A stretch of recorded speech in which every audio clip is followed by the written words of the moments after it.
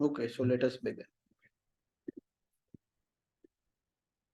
श्रीवत्सवंशकलशोदधिकौस्तुभस्य श्रीवासराघवगुरोस्तनयं ततश्च विद्या अवाप्य विबुधोत्तमतां दधानं कुर्वे सदा हृदि गुरुं करुणाकराख्यं लक्ष्मीनाथसमारम्भां नाथयामुनमध्यमाम् अस्मदाचार्यपर्यन्तां वन्दे गुरुपरम्पराम् यो नित्यमच्युतपदाम्बुजयुग्मरुक्मव्यामोहतस्तदितराणि तृणाय मेने अस्मद्गुरोर्भगवतोऽस्य दयैकसिन्धोः रामानुजस्य चरणौ शरणं प्रपद्ये श्रीमान् वेङ्कटनाथार्यः कवितार्किककेसरी वेदान्ताचार्यवर्यो मे सन्निधत्तां सदा हृदि. A very quick recap of what was covered in the previous class. We saw about moksha in Vishishtadvaitha. So we were looking at how moksha is different as per different schools of thought. Then we came to the idea of moksha as per Vishishtadvaitha. Then we saw about the types of gatis, the different possible states of being that could be attained by us. So there is Swarga, there is Naraka, there is some other loka like Surya Loka, Chandra Loka, so on. Those lokas also could be entered by us. And when we say Surya Loka or Chandra Loka, we don't imply the sun that is visible to us. Surya Loka is the loka in which Surya Deva is ruling. Surya Deva is different from Surya itself that is visible. So the cosmic body that is visible to us is different from the Devata who controls it. I believe this was also mentioned. So all these different types of gatis are there. And apart from these, of course, the supreme state of being, moksha, is there. Yet there is one more type of gati which needs to be discussed. And it needs to be looked at with a little care. Why? Because it is defined in Vishishtadvaita in a slightly different way when compared to Advaita. What is that state? We are going to see today. That is the state of Kaivalya. Now, this word Kaivalya itself, sometimes depending on the context, the word could even be used to refer to the supreme state of existence. But here, we are specifically referring to the context where it is neither the supreme state nor the state of entry to Swarga or Naraka. Then how is Vishishtadvaita defining it? We need to understand that. But before that, it needs to be clarified that as per Advaita, it refers to the supreme state. The supreme state. What is the supreme state as per the Advaita? Explained by Adi Shankaracharya and his successor Acharyas. That supreme state of existence is nirguna. It is attributeless. In Hindi, they often use two words, nirgun, nirakara. Nirakara means void of form. That formlessness is a subset of attributelessness itself. So if you say nirguna, you need not say nirakara. You could be sakara, you could have a form only if you have attributes, because form is an attribute. Form is a quality that you could have. So, Atma being Jnana Swarupa, but undefinable as per dimensions like space, time, and the various attributes that are associated with matter. Like we have color, we have texture, we have lots of other things. None of these is usable for the Atma. Okay, with matter that is fine, but what about the gunas? Would it have any kind of quality? Would it be good or would it be bad? Shankaracharya said, Atma in its purest state is nirguna. It is attributeless. It means you cannot classify it as good or bad. Why can't I classify it as good or bad? Does it mean it is in between? No, it is not in between also. good, bad, in between, all of them are applicable only when actions are performed. But this nirguna state, which is called paramartha, the supreme state, the supreme reality, that state of existence is called paramarthika dasha, the state of supreme reality. In that state, the Atma, it does not have a form and it does not perform any action also. And there is only one Atma. Only if you have two Atman can you ever have a kind of doing good to another or doing bad to another. Therefore, such questions don't even arise. So saying that the Atma is good or bad or in between, all of these things are not applicable at all to the Atma in its purest sense, which is the state of moksha, which is the state of kaivalya, which is the state of attributelessness, that is being void of attributes. This is what Advaita has taught. Now in Vishishtadvaita, there is a slight difference. Where does the difference stem from? What is the cause of the difference? We need to understand that first. The cause of the difference is in the fact that while Advaita says there is only one Atma in reality, and that you have different jivas, like how light that is reflected, or maybe light that passes through different holes of different shapes, it might end up producing different beams of light. In that way, you have jivas, but originally the light is only one. This is an example given by the Advaita Acharyas. But in Vishishtadvaita, we make a distinguish, where we have a distinguishing feature between that light and the beam of light example, that is the Paramatma, and the Jivas. We say that the Jivas are completely under the control of the Paramatma. We have given a definition for Sharira, Yasya Chetanasya Yadravyam, Sarvatmana Swarthe Niyantum Dharayitum Chashakyam, Tat Sheshataika Swarupam Tat Tasya Shariram. As per this definition, and not per some other definition, we need to understand this, because the way we use the word Sharira, in Vishishtadvaita, we will say that Jiva is a Sharira of Bhagavan. But the word Sharira that we use should not be translated to body. That is the difference. So we say that Jiva is a possession of the Paramatma. It is always under the control of the Paramatma. It exists only to glorify the Paramatma, and so on. Due to these aspects, as seen in the scriptures, the word Sharira is used in all such things, and therefore we use the word Sharira to refer to what the Jiva is with respect to Paramatma. Okay, but how does this cause any difference? The first difference is that Jiva, therefore, while the Kevaladvaiti would call it Jiva, the Vishishtadvaiti would call it Jiva or Jivatma. Now, when you say Atma, in Advaita there is only one Atma. But in that non-duality, there is only one Atma. But in Vishishtadvaita, there are infinite Atman. We have one Paramatma, but infinite Jivatman. Does Advaita also not say the same thing? There are infinite Jivas. Yes. But Advaita also says Jivo Brahmaiva na paraha. Advaita says that Jiva is actually Brahman only. That Brahman is only Paramatma. There is no difference in reality.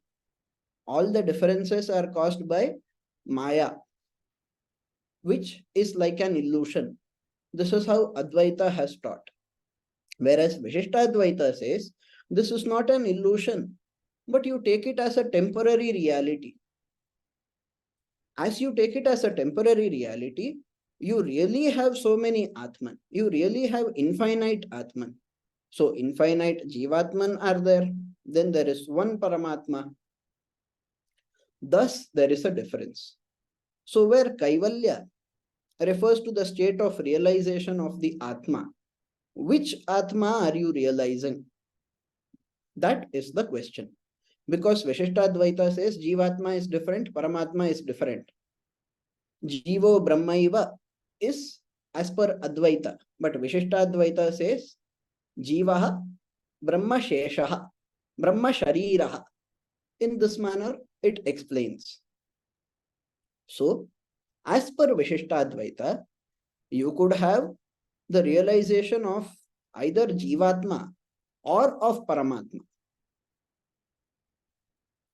Which Jivatma's experience? Which realization of which Jivatma? You said there are infinite Jivatma. Then which Atma should I realize? Should I realize myself? Will it be called Kaivalya? Or if I realize somebody else, will it be called Kaivalya? Or should I realize every single Jiva that exists? Would it be called Kaivalya then? The answer is that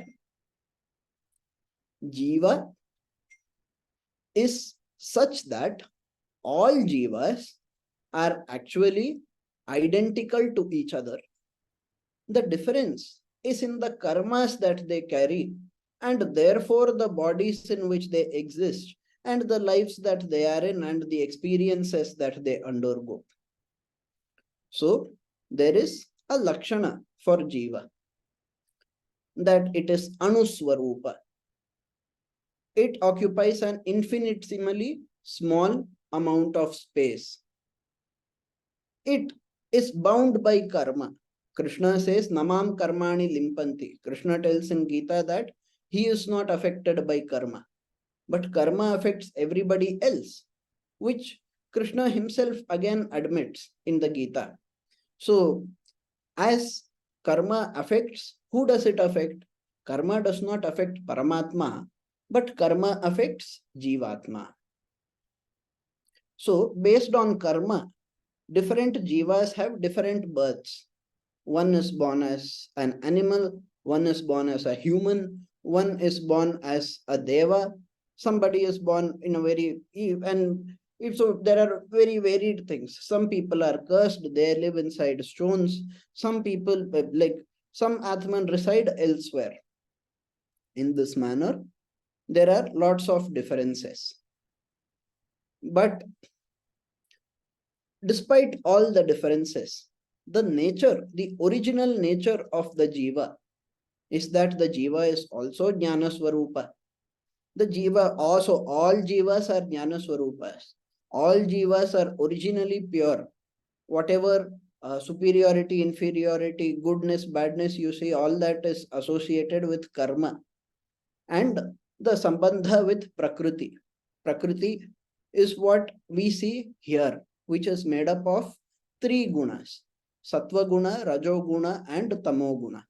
Sattva guna is the pure guna. Rajo guna and Tamo guna are impure gunas. About this also we have discussed in the past. So now, because of all of these things, realizing the nature of Jivatma is what is going to lead to Kaivalya. So realizing the nature of Jivatma would lead to Kaivalya as per Vishishtadvaita. In Advaita, you say realize the Atma. Here you say if you realize Jivatma, it is called Kaivalya. Okay, so realization, all that there is, what happens when I fully realize? Do I say I am in a state of Kaivalya? Kaivalya is a state of Svatmanubhava. What is Svatmanubhava? Swasya Atma Svatma. One's own Atman is called as Svatma. The experience of one's own Atma after realizing the nature of Jivatma. What is my own Atma? That is not Paramatma, that is Jivatma only. So I experience my own Jivatma after realizing the nature, the real nature of the Jivatma. That refers to the state of Kaivalya. So Kaivalya means the state of experiencing one's own Atma after having realized the nature of that Atma. This is in some ways called moksha. As per Advaita, you realize your own Atma, others' Atma doesn't matter. If you realize Atma, you will realize that Atma is only one. But because of calling the universe as a temporary reality, we have to, in Vishishtadvaita, take the existence of all jivas also as real. Therefore, we have infinite jivas and one Paramatma that is different from them. For these reasons, we have to differentiate between the Anubhava of Jivatma and Anubhava of Paramatma. Okay, that much has been said. But what if I say that somebody gets moksha? Would that person also not realize the nature of his own Atma after getting moksha also? Is it just that you would realize the nature of Paramatma, but not realize the nature of Jivatma? No, not like that. Anybody who realizes Paramatma always realizes the nature of the Jivatma as well. Therefore, those who go for Paramatma Anubhava, which is the actual moksha, are superior to those who go for Svatma Anubhava. How are they superior? Superior in terms of the state of existence. So the experience of Paramatma, the experience of the Supreme Being, is superior to the experience of one's own self. Why do we say in this manner? Is Paramatma not Antaryami? He is everywhere. The Vedas have said Antar Bahishya Tat Sarvam. The Vedas have said that Narayana exists inside and outside of everything. That means Narayana, who I am acknowledging as Paramatma, is existing inside me as well. He is called Antaratma of everybody. Can I not call him as Antaratma of my own Atma? Then, will it not be Svatmanubhava? You could call it so, but that is not the way we call it. We say Svatmanubhava refers to experience of your Atma. Yes, there is a Paramatma who is an Antaryami and everything, but if you are experiencing that Paramatma as your Antaryami or as your Baharyami or whatever it is, doesn't matter. Whether it is Anta or Bahya, Bhagavan is everywhere. But no matter how you take that, no matter how you understand it, if you experience Paramatma, it is a different state of experience. If you experience Jiva, that is yourself, it is a different state of experience. Therefore, Kaivalya is not Kaivalya, which is defined as Svatmanubhava, is not the supreme state of moksha as per Vishishtadvaita. So the word Kaivalya has been used to refer to the experience of one's own Atma. There is a state superior to even that. Where does it say so in Vishishtadvaita? Plenty of places. For example, if you look at the commentary of Bhagavad Ramanuja on Bhagavad Gita in the 8th chapter, you would see this discussed. You would see that Bhagavad Ramanuja says some people are Aishwaryarthis. We discussed this also. Krishna says there are 4 types of bhaktas. Among these 4, the Artha and the Artharthi, these 2 are Aishwaryarthis. What does Aishwaryarthi mean? Aishwaryarthi means one who desires Aishwarya, one who desires wealth, some kind of physical wealth. Maybe it is money, maybe it is children, whatever it is. Maybe it is power. All of these things. For these things, if I pray to Bhagavan, I am an Aishwaryarthi. Then Bhagavad Ramanuja says there are 2 more types of people. One is the Kaivalyarthi, who desires to experience their own Jivatma. Then there is a Bhagavalabharti, the actual person who goes and attains the final moksha, that person experiences Paramatma. This is the difference. Now we should be careful. In Advaita also, there is a lesser state of existence. Do you know that? In Advaita also, there is Saguna Moksha. We have discussed that also. Saguna Moksha is there within the realm of Maya, within the realm of Avidya. Yet, you feel infinite bliss.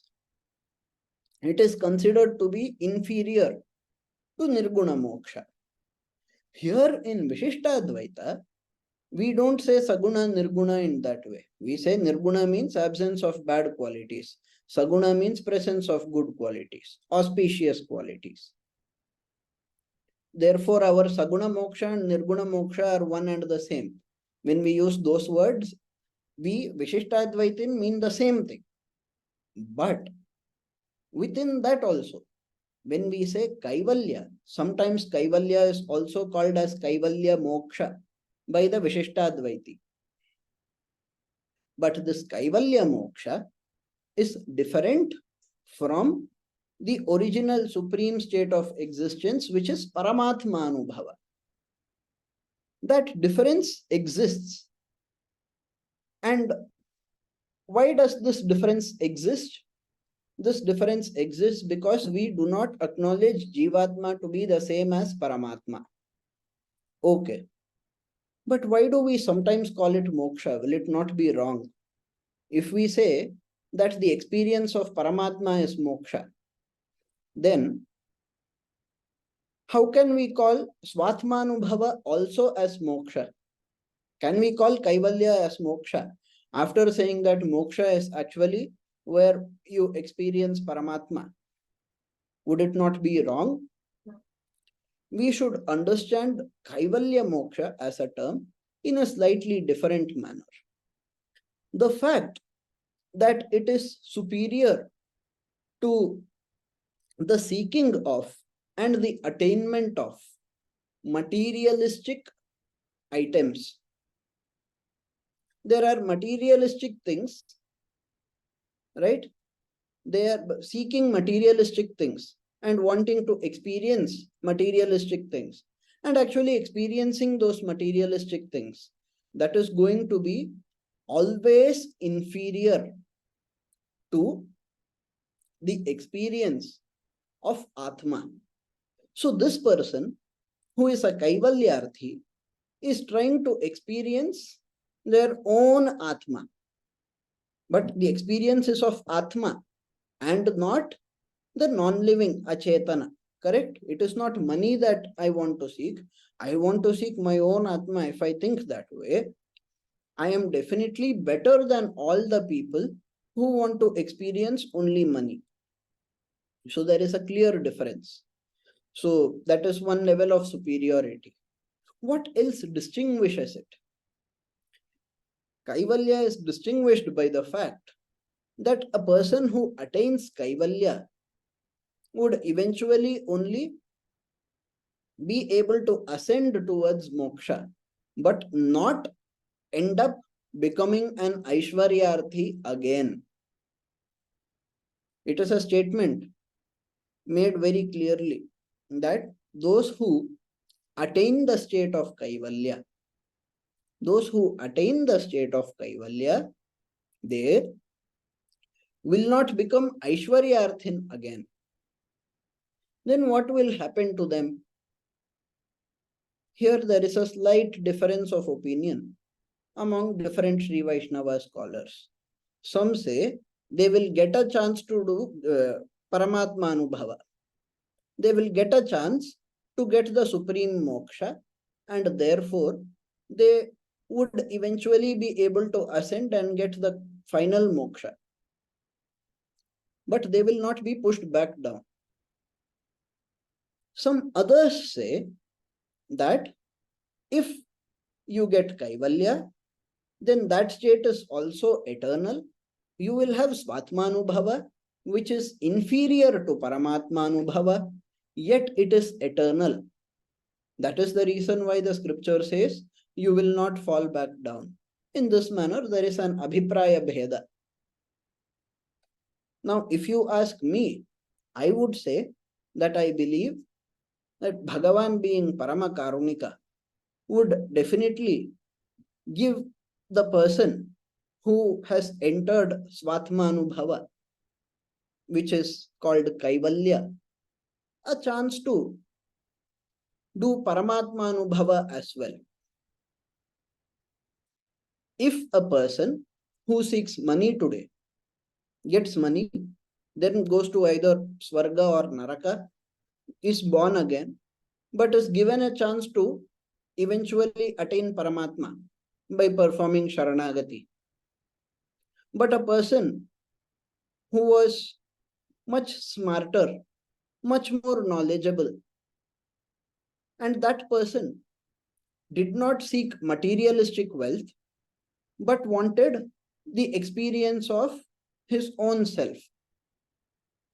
Now, if I say that I will give the second man a smaller price permanently, but the first man who is less realized, I will give him a chance to eventually realize further and then attain a supreme state that is superior to this, the superior to the state of the other person. Maybe it would sound unfair. Here it may be argued it is all dependent on karma. One person does great karma, another person does less great karma, one person does evil karma. Which karma comes in prarabdha? That is what is going to decide a lot of things. That is true. But it should also be noted that if Bhagavan is all compassionate, then the final state of existence that is going to be awarded to the jivas by him has to be supreme. Otherwise, how is he all compassionate? If he never forgives, how would you be able to call him all compassionate? Such a question would also arise. In this manner, we can keep asking, presenting more questions and discussing the answers. But the point here is that no matter which side you take, you have to admit that as per Vishishtadvaitha of Bhagavad Ramanuja, in the state of Kaivalya, the person is at a superior state of existence than the person who has achieved material wealth.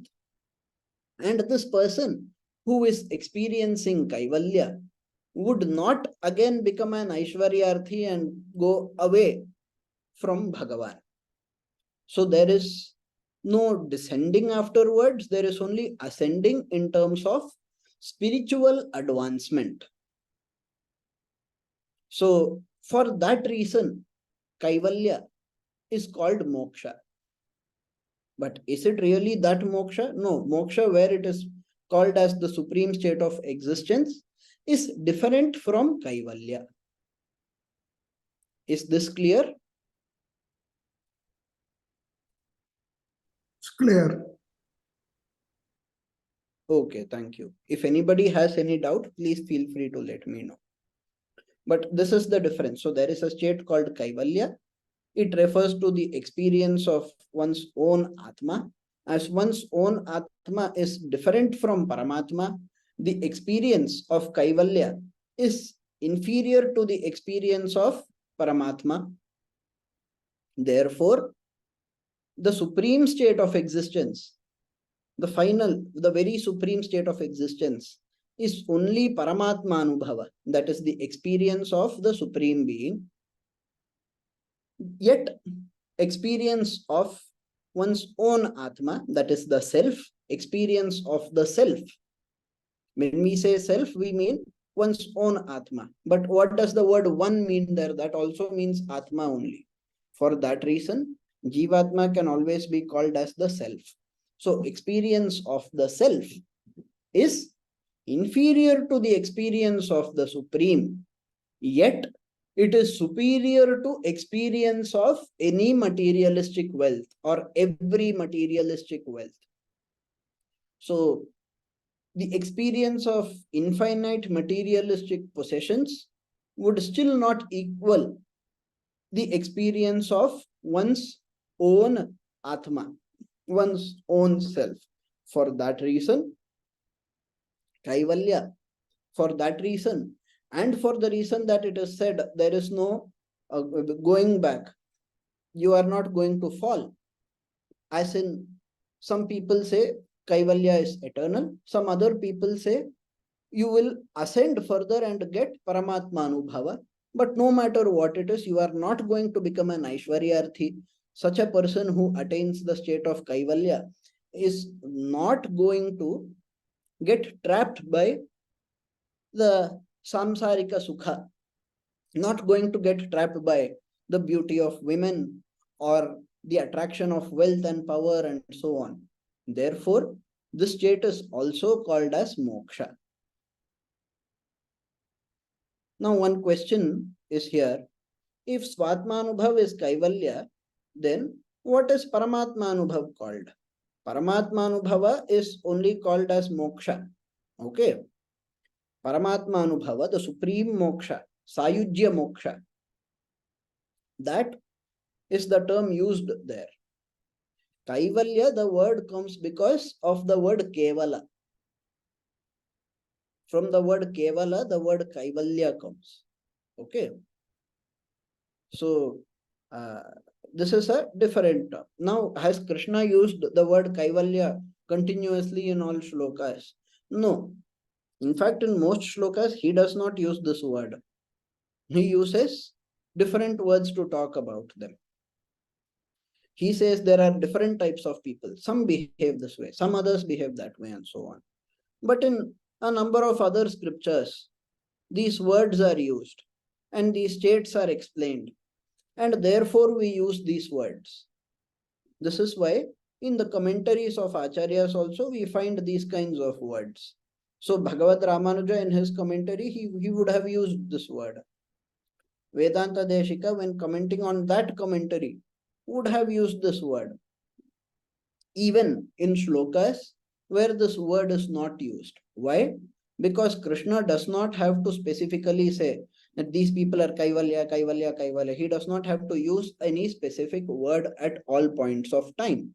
Just like how Arjuna, at one part, he is called Arjuna. Jana Sukritin Arjuna, he says. There he calls him Arjuna. Then elsewhere he calls him Kaunteya. Elsewhere he says Mahabaho. So, in this manner, Arjuna is called by different names by Krishna. Are these really his names? Is Mahabahu one of the names of Arjuna, or is it a trait of Arjuna? We should treat it as a common noun that is applicable to Arjuna, and therefore Arjuna is called that way. So, likewise, when Krishna says people experience such and such a state, and it is interpreted by the Vishishtadvaitin to be Svatma Anubhava, then I have to say interpreted by Vishishtadvaitin because Advaitin will not interpret that way. The three types, Aishwaryarthi, Kaivalyarthi, and Bhagavalabharti, we are not going to see the three types mentioned in Advaita Bhashya.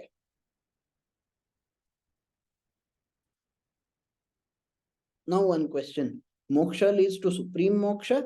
How many mokshas exist? See, very strictly speaking, there is only one moksha. Okay. Kaivalya is sometimes called moksha, but it is not really the state of moksha. As per Vishishtadvaita, I am answering. Okay. Now, you might see in some scriptures that there are Salokya, Sarupya, Samipya, Sayujya, these kinds of mokshas. That moksha itself is of different types.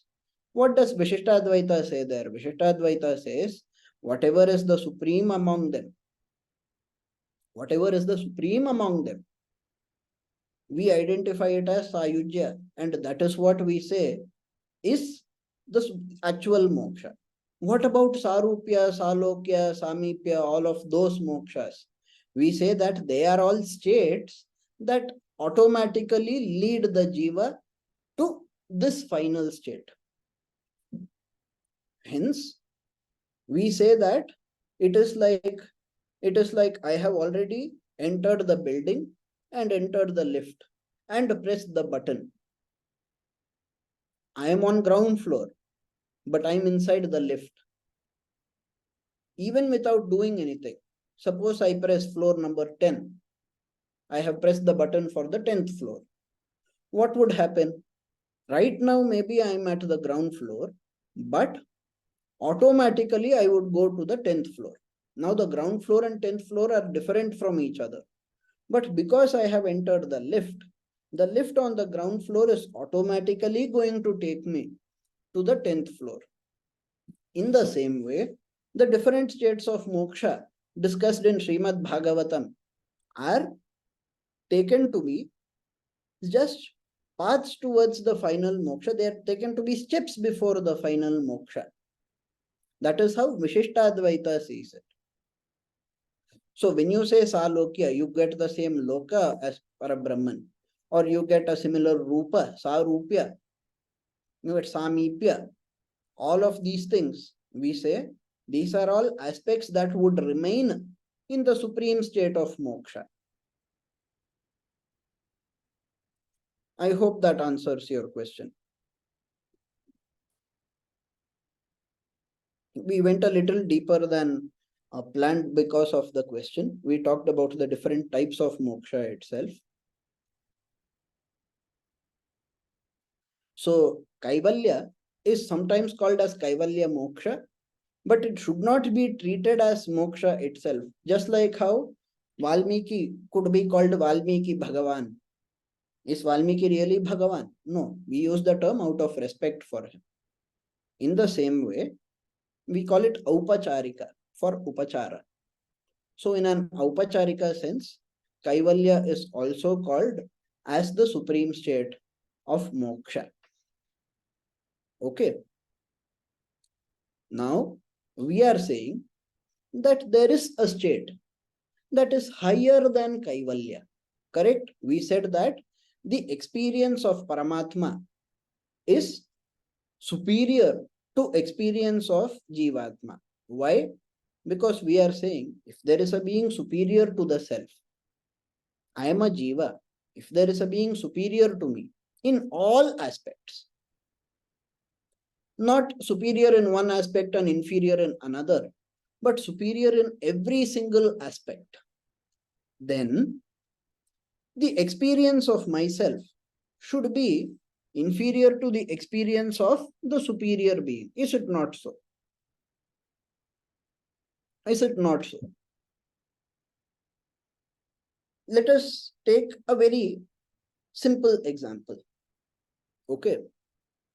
When we talk about Kaivalya, we talk about Atmanubhava where Atma is pure. It is not an impure Anubhava. It is Anubhava of the pure Atma. Atma that is void of corruption, void of bad qualities. That is how it is. But just to understand the concept, let us look at an example. In today's normal world, I have not attained Kaivalya. You have not attained Kaivalya.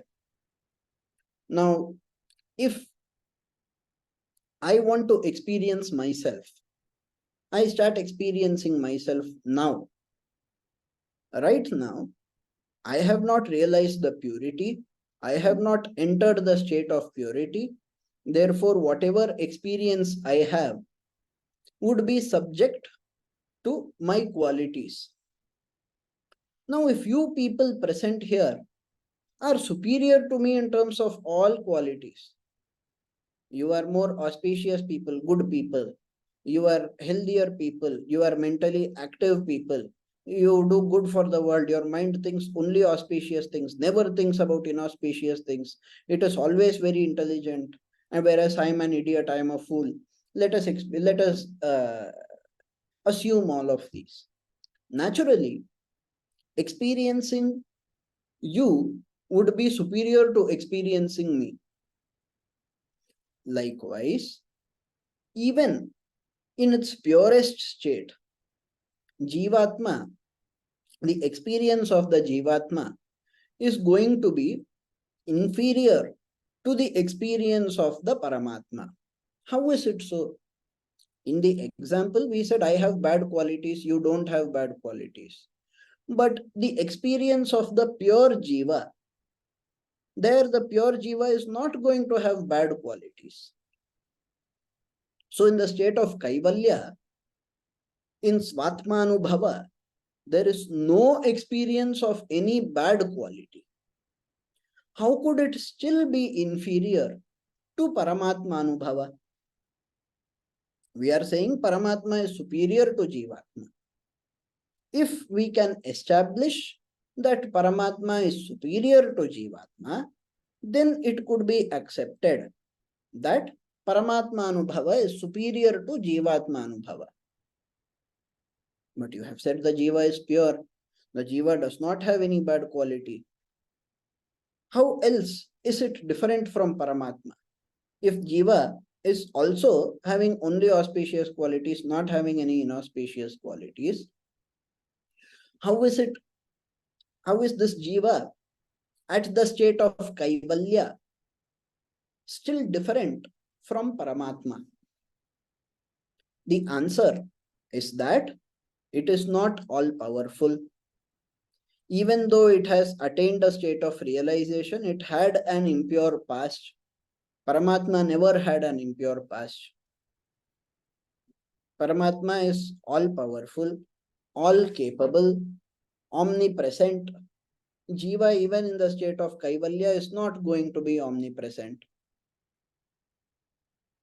And Paramatma has been eternally so. And the very nature of the Jiva is that it is bound to the Paramatma, whereas the Paramatma is not bound to anyone. So that Sheshataika Swarupam, when we say, the nature of the Jiva is to be Bhagavad Shesha, whereas the nature of Paramatma is to be the Sheshi. So, Paramatma is always the Lord. Paramatma is the controller. We use words like Ishvara, Isha, and so on for him. Why? That means controller. Ishvara means controller. So when we say Anadinidhanam Vishnum Sarvaloka Maheshwaram, there Sarvaloka Maheshwara Vishnu. When we say Sarvaloka Maheshwara, it means Sarvaloka, all the realms, all the worlds, all the universes, however you call it. Sarvaloka Maheshwara.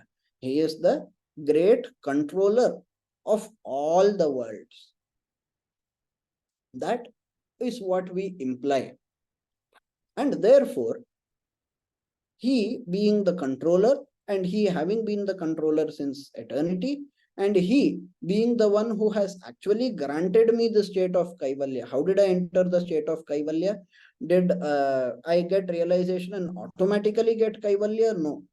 Advaita says you get self-realization, you get Kaivalya. There, of course, Kaivalya is defined differently, and self-realization is also defined differently. But in Vishishtadvaitha, we say we have defined Kaivalya in a different way. Plus, to attain that state of Kaivalya also, you have to compulsorily show devotion to Bhagavan. So devotion to Bhagavan is not some preliminary step that is taken initially and then forgotten once we get realization. We say, no, if you want Kaivalya, you have to show devotion to Bhagavan. Only through devotion to Bhagavan, pray to him to grant you Kaivalya. Then you will get Kaivalya. If you don't pray to him, then no matter how much you try to keep realizing your own Jivatma, you will not be successful. So in this manner, it is explained that even to attain the state of Kaivalya, the Jivatma is dependent on Paramatma. Therefore, at the state of Kaivalya, Jivatma still does not have the power to grant Kaivalya Moksha to others. But Paramatma has the power. In this manner, there are lots and lots of differences that distinguish Jivatma from Paramatma in such a way that Paramatma is Parama Atma, Supreme Atma, and not just an ordinary sentient Atma, which is the Jivatma. All Atman are sentient, but he is supreme and sentient, whereas we are sentient and non-supreme. That is the difference between us. Therefore, as it is established that he is superior, the experience of him would be superior to the experience of ourselves. This needs to be understood. Okay. How is this state defined?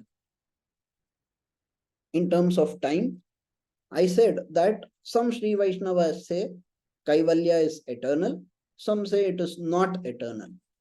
Experience, you get the Anubhava, the experience of your own Atma, which is superior to the experience of physical wealth and so on. So even the happiest man on earth would still be inferior to the person in the state of Kaivalya.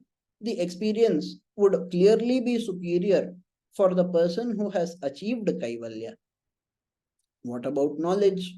The person in Kaivalya has realized their own Atman. What about abilities?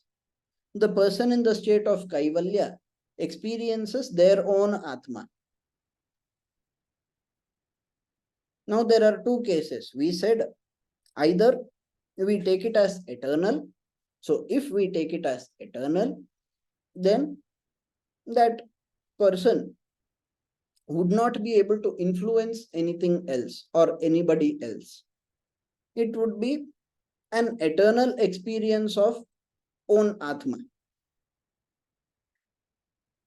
The other side, which says that Kaivalya is not eternal. As per that side, as long as there is an experience of own Atma, there is only the experience of own Atma, there is nothing else. Therefore, the Atma in the state of Kaivalya is incapable of influencing the universe.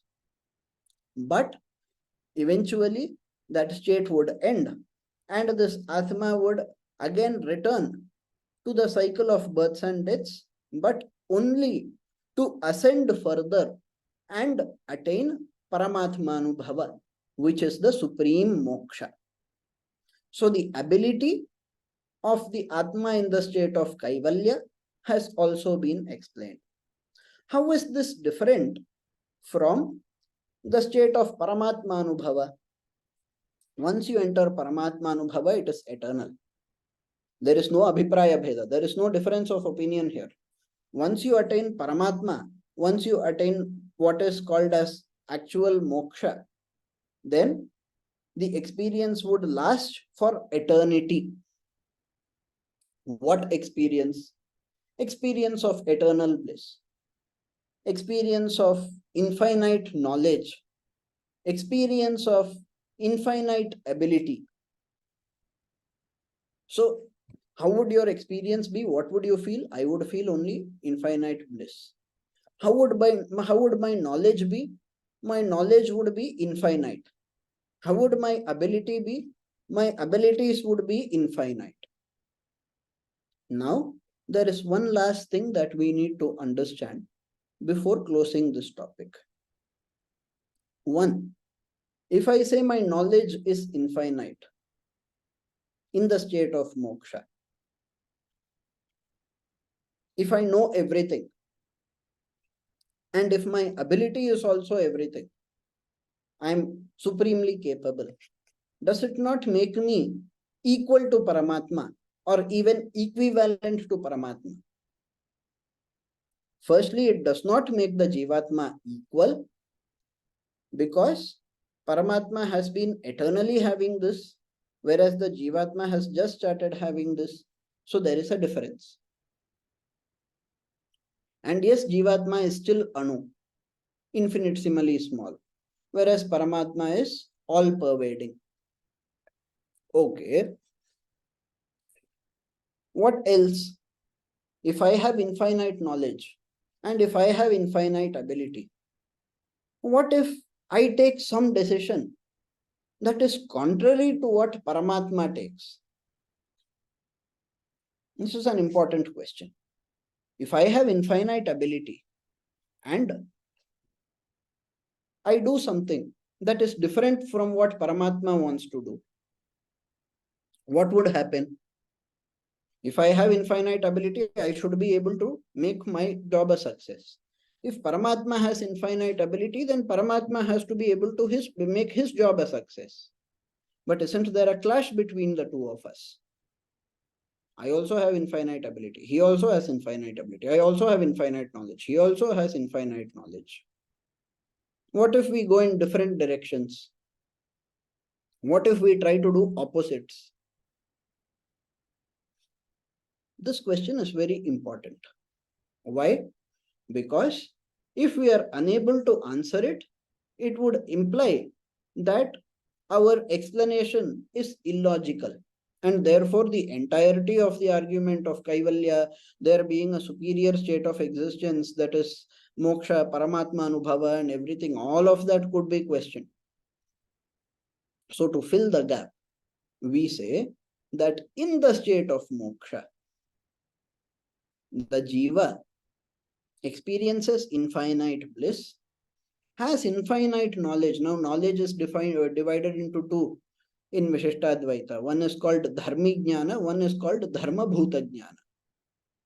The knowledge of the existence of the self is called Dharmi Jnana. Knowledge of anything and everything else apart from the self is called Dharma Bhuta Jnana. So, these two are there. Now, the existence of the self is obviously there. That knowledge and realization are going to be there for the jiva in the state of moksha. Knowledge of everything else apart from the existence of the self is also going to be there. Now, this knowledge that is there has also been granted by Bhagavan only. Bhagavan granted moksha, Bhagavan granted knowledge. What about the abilities? All abilities are there, but these have also been granted by Bhagavan. Does it mean that if I try to do something contrary to what he does, he will suddenly remove my powers? No. My abilities will remain infinite for eternity. Then how do you solve this problem? The answer is that in the state of moksha, all the jivatman feel and take decisions in the exact same way as Bhagavan. So if Bhagavan feels in one way, the jiva in the state of moksha will also feel in the exact same way. So there will never be a difference of opinion between Paramatma and Jivatma when the Jivatma is in the state of moksha. There will be no difference of opinion. Why will there be no difference of opinion? Bhagavan's opinions are not random. He has complete control. He is the Lord of all and everything, correct? But his decisions, his thoughts, his ideas, they are always perfect. They are perfect and they are righteous. They are perfect and they are supremely righteous. That is the nature of Paramatma. So, if we have also entered the state of moksha, then due to the absence of heya gunas, due to the absence of imperfect gunas, and due to the presence of only the good auspicious guna, Shuddha Sattva guna, we would also behave in a perfect and supremely righteous manner. Therefore, we would not have differences of opinions with Bhagavan. Now, a minute question might arise. What if when being supremely righteous also, Bhagavan wants to walk east and you want to walk west? The answer is presented in two ways. One is that every action has its own consequences. You have infinite knowledge, therefore you know the difference between walking eastwards and walking westwards. And Paramatma being supremely wise and supremely righteous and perfect, if he says we should go in one direction, then that is probably the correct direction. You should also desire only that. If you are desiring a different direction, it means you are imperfect and therefore it means you haven't attained moksha. The second way to answer it is by using Bhagavat Sheshatva. Bhagavan is supremely righteous. We are also supremely righteous once we get the state of moksha. What should we do as supremely righteous people once we attain moksha? We should show gratefulness to Bhagavan because Bhagavan has granted moksha. And therefore, as we have to show gratefulness to Bhagavan, we have to be obedient to him. So in these two ways, this question is answered. Thus, the state of existence is different in Kaivalya and different in the actual moksha. But at the same time, both are great and the state of moksha is superior to the state of Kaivalya in terms of experience and in terms of ability and in terms of awareness. An Atma which is in the state of Kaivalya would not be aware of every single thing happening elsewhere in the universe. It would have no control over it. But an Atma that has attained moksha would have all of that. And how would all of that be used? All of that would be used in the state of moksha in a way that is 100% synchronous with the way in which Bhagavan is taking decisions. So it would be like Bhagavan takes decisions and you follow. That is all. Is this clear?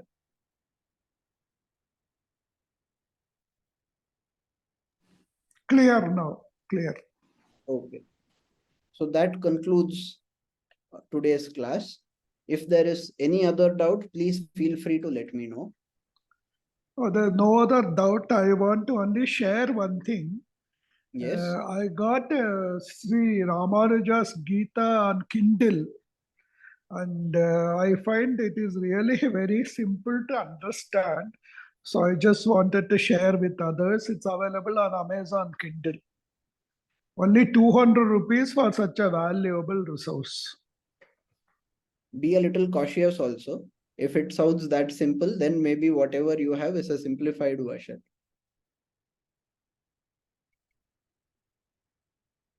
Now, what I mean is, I'm not saying totally simple. As long as it's accurate, you can understand it better. That's what I meant. There are so many verses which are not easy to understand by oneself. So he has made it in a way when somebody reads by himself, many things is understandable. That's what I meant. But for example, you explained today about Aishwarya and then becoming, Kaivalya and Moksha from that chapter 7, verse 15, 16 and all. It's really gave more clarity. Chapter 7, it extends to chapter 8 also. Yeah, that's right. So, see, for example, chapter 13, he simply says, known and the knower. That is the title. See, that's simple to understand. Instead of saying field, the knower of the field, and all confusion. Knower and knower. Simpler if I don't read even that much. Thank you. Very nice today. Thank you for attending. So I assume there is no other doubt because nothing has come on chat and nothing else has been asked on audio. So let us conclude the class. Shrivatsavam Shakalashodadi Kaustubhasya Shrivasaraghava Gurostanayam Tatascha Vidya Avapya Vibudhottamatam Dadhanam Kurve Sadahridi Gurum Karunakarakhya Lakshminatha Samarambham Nathayamuna Madhyamam Asmadacharya Paryantam Mande Guru Paramparam. Srimate Ramanujaya Namah, Srimate Nigamanta Mahadeshikaya Namah. Thank you for attending.